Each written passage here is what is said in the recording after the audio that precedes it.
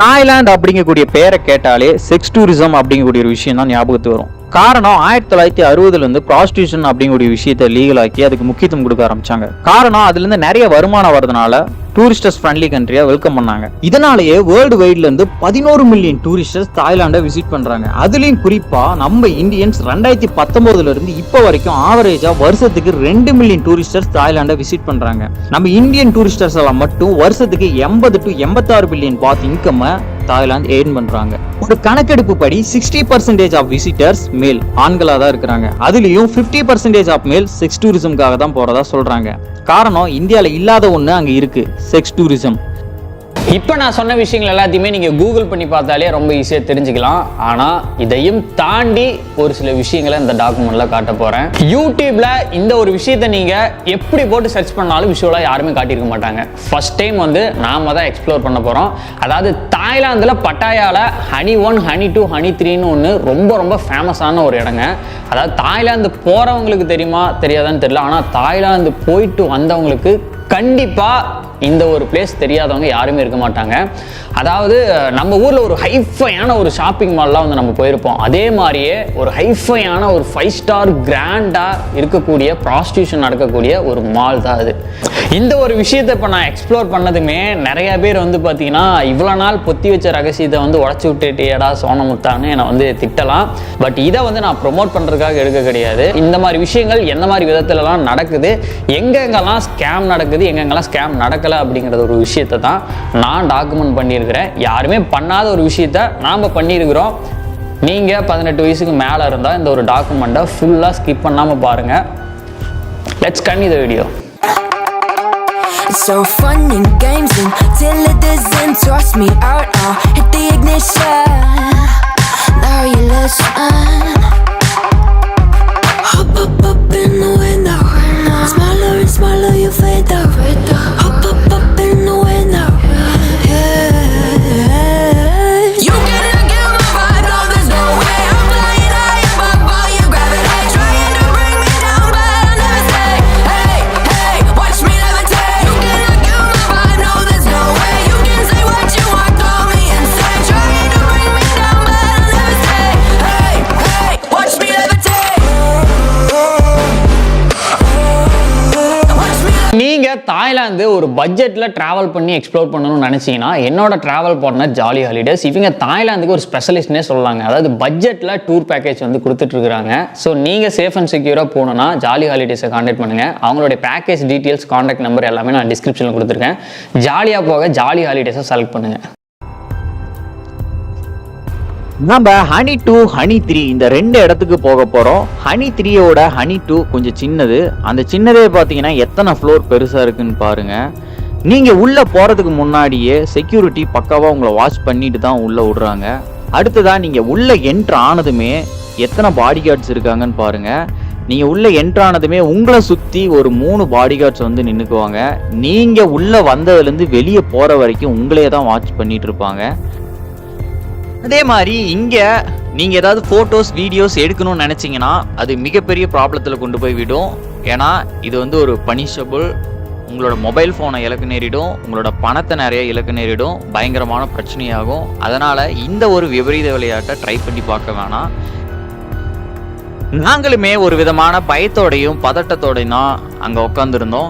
ஏன்னா நாடு விட்டு நாடு போய் மொழி தெரியாத ஒரு இடத்துல இந்த மாதிரி ஒரு விஷயத்தை கேப்சர் பண்ணுறோம் அப்படிங்கும்போது எந்த அளவுக்கு ஒரு ரிஸ்கான விஷயம்னு பார்த்துக்காங்க.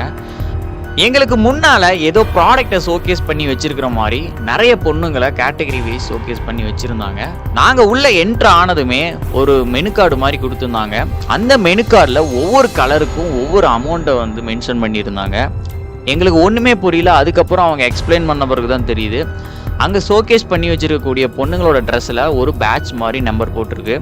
அந்த பேட்ச் கலர் வைஸ் ஒவ்வொரு அமௌண்ட்டை ஃபிக்ஸ் பண்ணியிருக்கிறாங்க. அதாவது இப்போ ஒயிட் கலர் பேட்ச்னா ஒரு அமௌண்ட்டு, ரெட் கலர் பேட்ச்னா ஒரு அமௌண்ட்டு, க்ரீன் கலர் பேட்ச்னா ஒரு அமௌண்ட்டு, இந்த மாதிரி 1000 பாத்துலேருந்து 10,000 பாத் வரைக்கும் அமௌண்ட்டை பிரித்து வச்சுருந்தாங்க. தொடர்ந்து எங்ககிட்ட செலக்ட் பண்ணுங்கன்னு கேட்டுகிட்டே இருந்ததுனால இதுக்கு மேலே இங்கே உட்காந்துருந்தோம்னா டவுட் வந்துடும், ஏதாவது ப்ராப்ளம் ஆகிடுன்னு சொல்லிட்டு நாங்கள் அந்த இடத்த விட்டு கிளம்பிட்டோம்.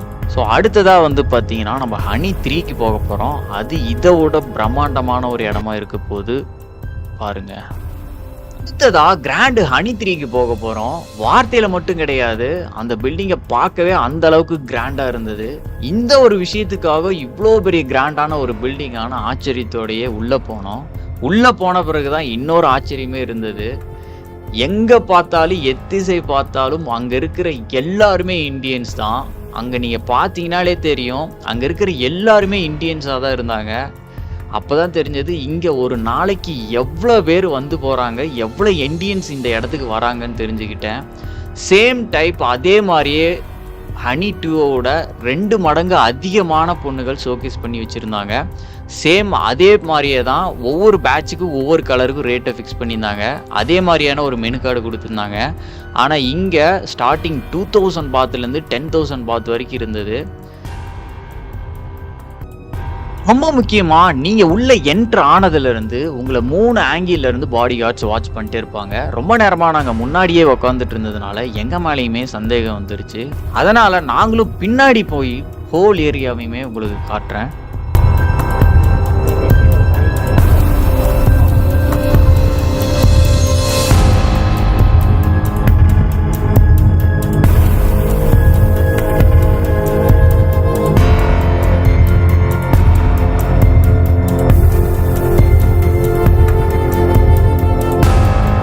இது இந்தியன்ஸ்க்காகவே உருவாக்கப்பட்ட ஒன்றா என்னன்னு எனக்கு தெரியல. ஆனால் அங்கே மோஸ்ட்லி எல்லாருமே இந்தியன்ஸாக மட்டும்தான் இருந்தாங்க.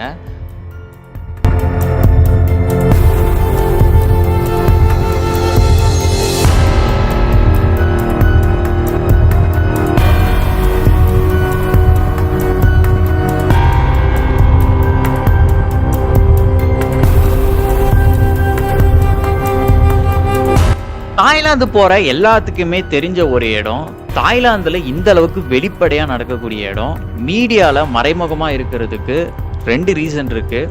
ஒன்று, இங்கே ஒர்க் பண்ணக்கூடிய பெண்களுக்கு தாய்லாந்தில் இந்த ஒரு இடம் ஒரு ஐடி கம்பெனி மாதிரி. ஒரு ஐடி கம்பெனியில் எந்த மாதிரிலாம் இன்டர்வியூ எடுப்பாங்களோ சேம் அதே மாதிரியே இங்கே ஒர்க் பண்ண வரக்கூடிய பெண்களுக்கும் இன்டர்வியூ, செலெக்ஷன் இந்த மாதிரி நிறைய ப்ராசஸிங்லாம் தாண்டி தான் இங்கே ஒர்க் பண்ண முடியுமா.